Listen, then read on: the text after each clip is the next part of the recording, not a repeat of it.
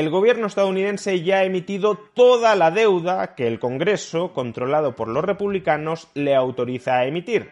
De manera que si el Congreso estadounidense no eleva el techo legal de deuda, Estados Unidos podría caer en suspensión de pagos. ¿Qué opciones disponibles tiene el gobierno de Biden para evitar la suspensión de pagos de Estados Unidos? Veámoslo. El gobierno de los Estados Unidos ya ha emitido toda la deuda que hasta el momento le ha autorizado a emitir el Congreso del país, es decir, 31,4 billones de dólares. Billones europeos, con 12 ceros.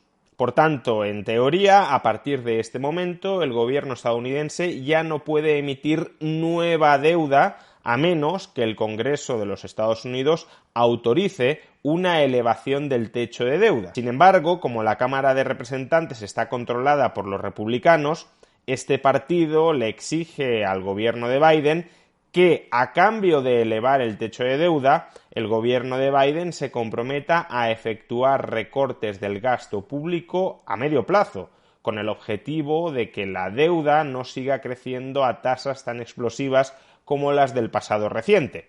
Pero el gobierno de Biden se niega a efectuar esos recortes del gasto público, de modo que nos hallamos ante una situación de bloqueo.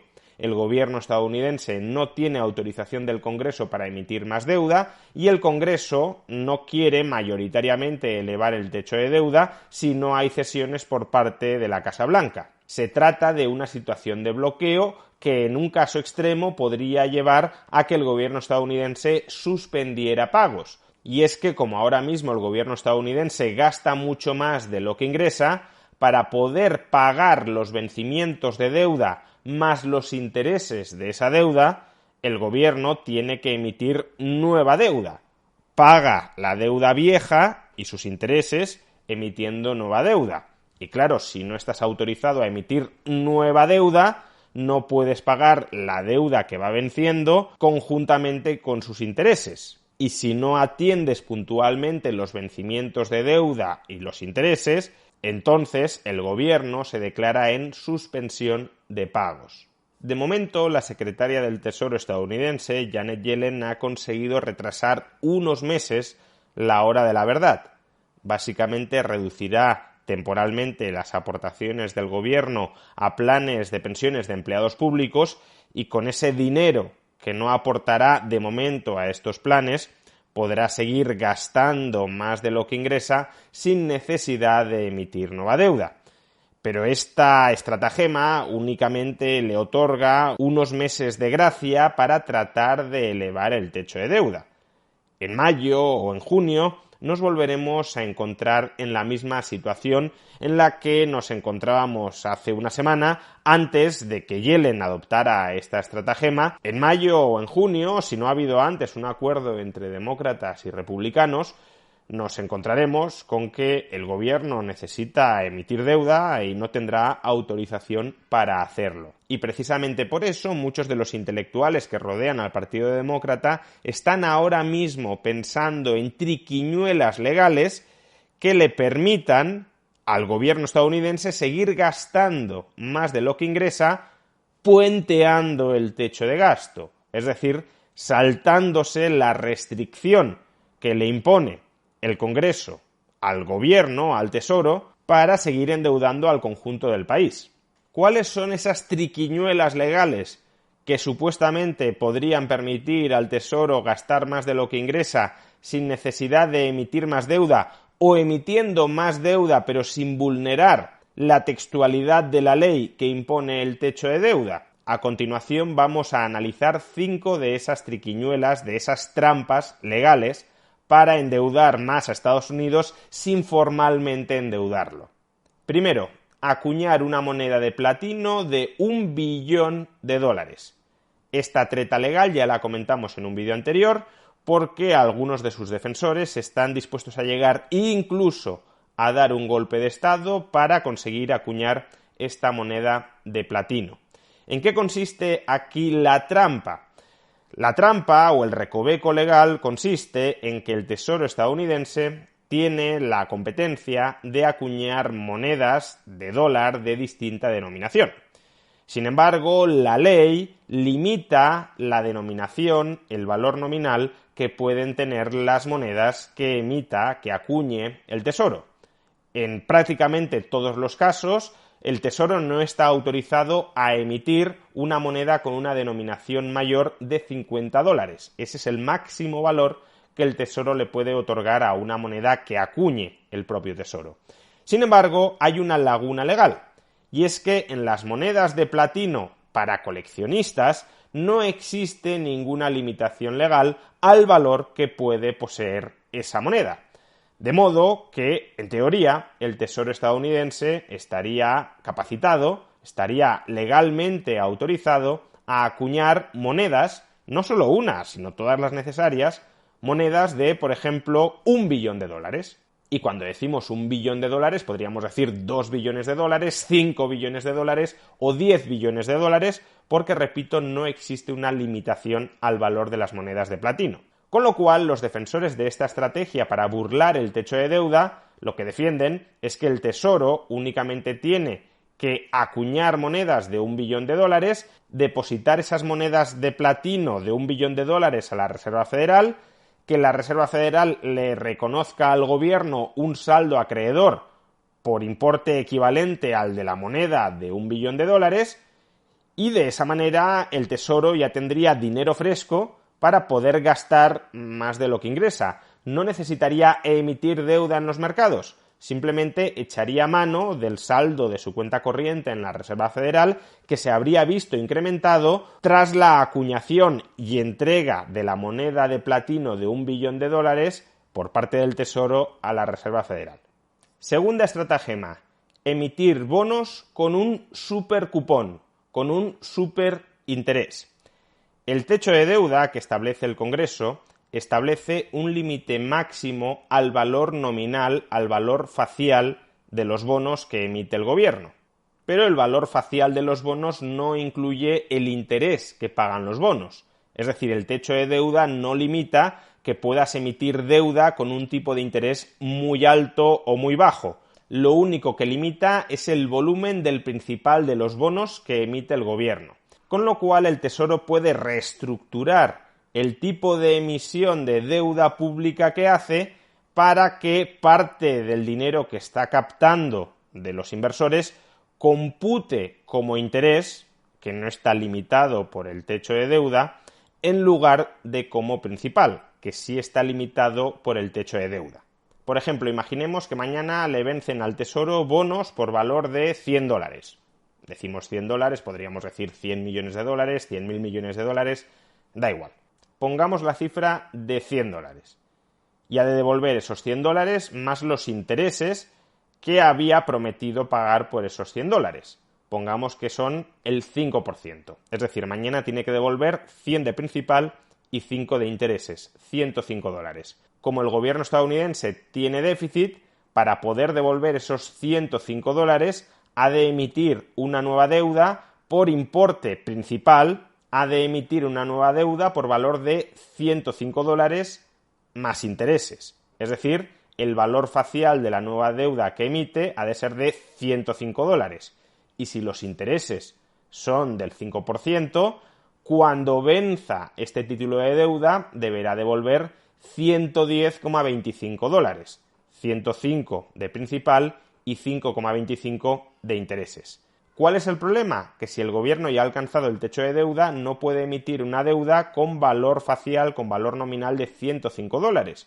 Como mucho, puede emitir deuda con un valor nominal de $100. Es decir, puede reemplazar $100 que vencen con $100 de nueva deuda, pero no puede reemplazar $100 de deuda que vencen por $105 de nueva deuda, porque en tal caso superaría el techo de deuda.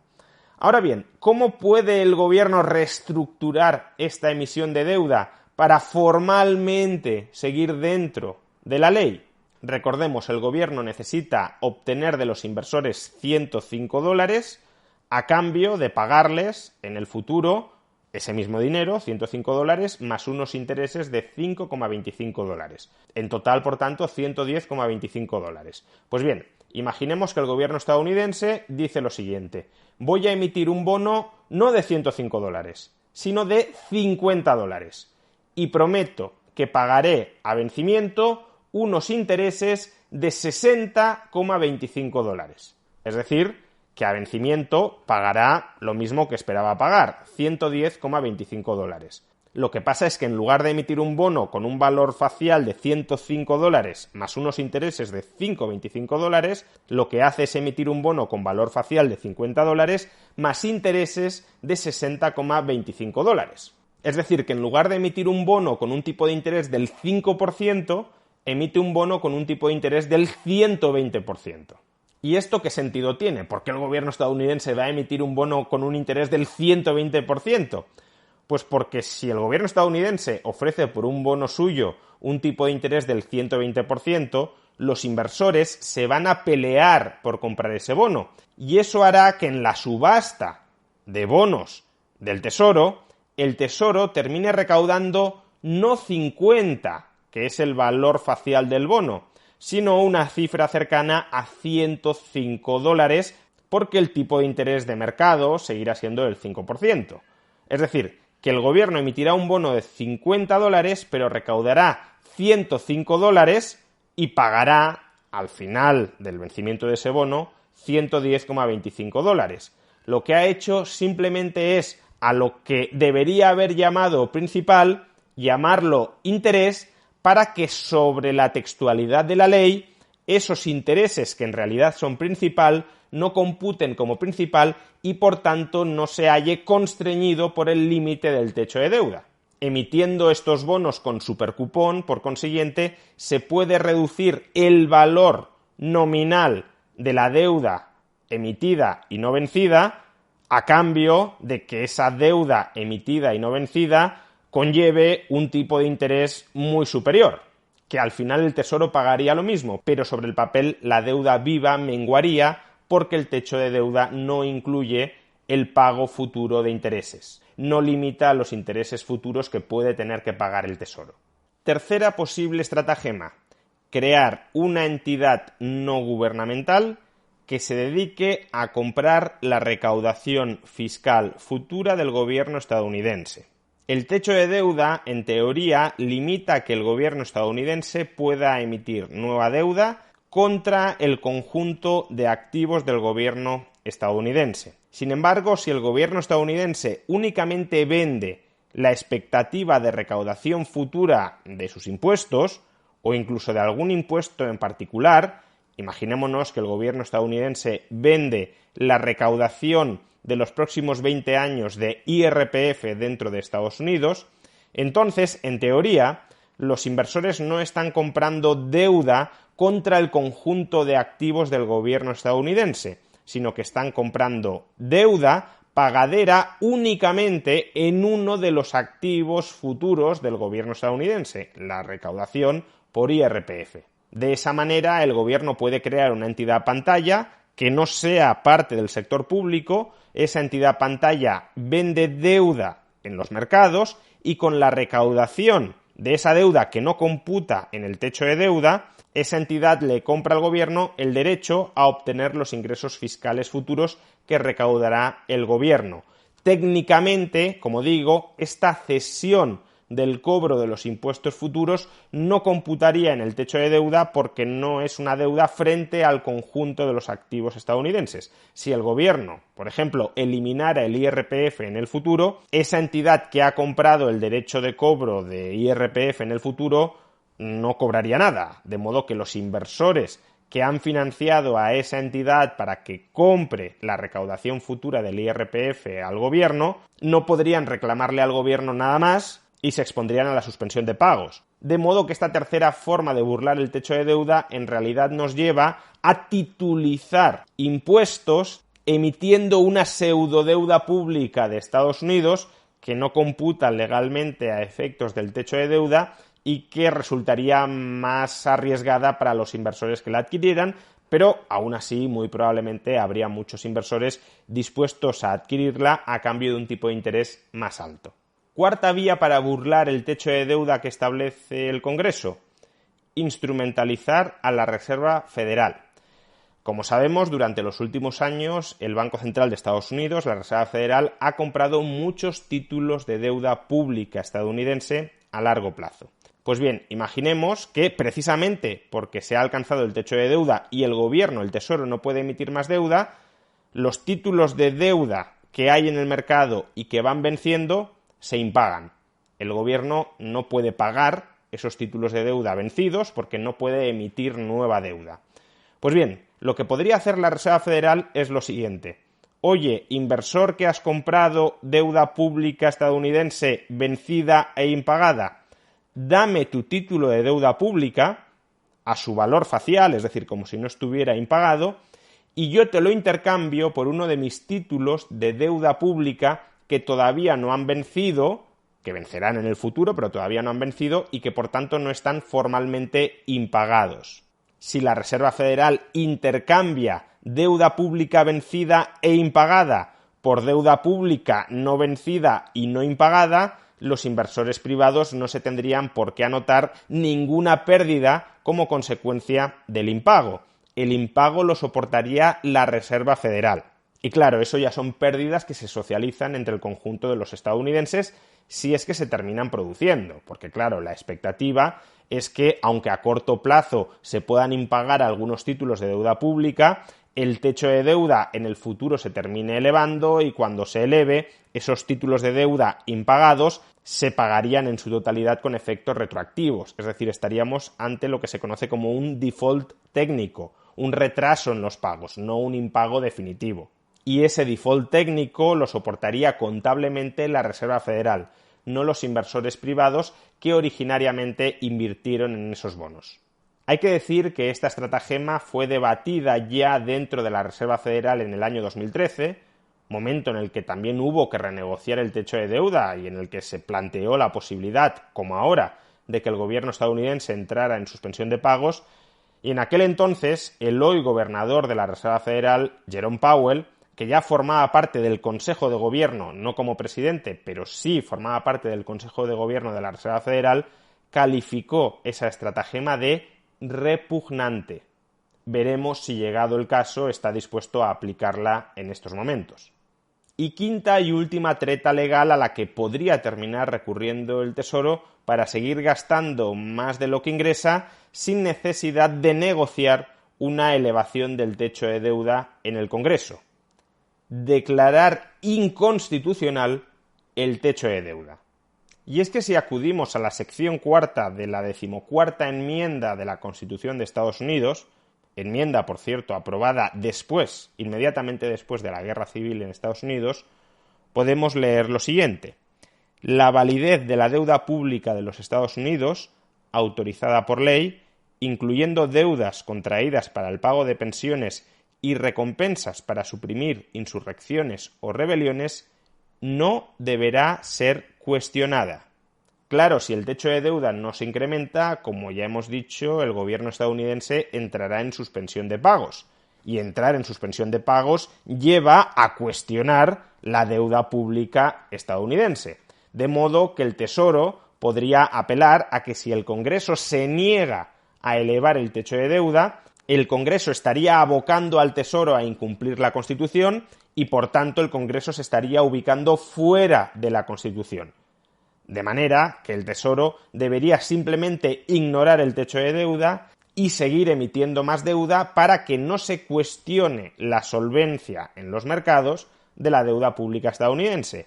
Deuda que hoy por hoy solo se puede pagar emitiendo más deuda que no autoriza a emitir el techo de deuda actual. Como vemos, por tanto, existen distintas tretas legales que permitirían potencialmente al Tesoro burlar el techo de deuda que le impone el Congreso.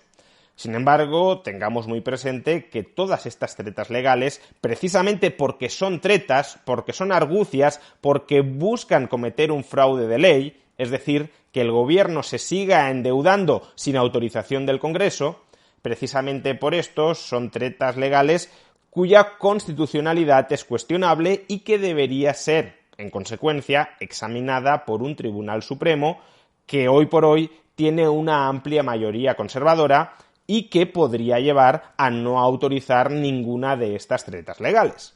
Es aquí, como ya explicamos en un vídeo anterior, donde algunos demócratas abogan directamente por dar un golpe de Estado, es decir, por no hacer caso a una sentencia del Tribunal Supremo que declare inconstitucional alguna de estas tretas para burlar el techo de deuda. Como es lógico, la solución más sensata, más razonable y más probable, con diferencia la más probable, es que demócratas y republicanos, como ya han hecho en el pasado, terminen negociando para elevar el techo de deuda. Los republicanos aceptarán un límite de deuda más alto a cambio de que los demócratas se comprometan a hacer recortes de gasto en el futuro. Solo en el caso de que los demócratas se nieguen a recortar el gasto a pesar de que la mayoría de la Cámara de Representantes, después de las elecciones midterm, está reclamando ese recorte del gasto, solo en ese supuesto se abocaría a los Estados Unidos a una crisis institucional de salida muy incierta, tan incierta como para terminar colocando al país ante una disyuntiva terrorífica, o suspensión de pagos o golpe de Estado. Mucho más sencillo. Recorten el gasto.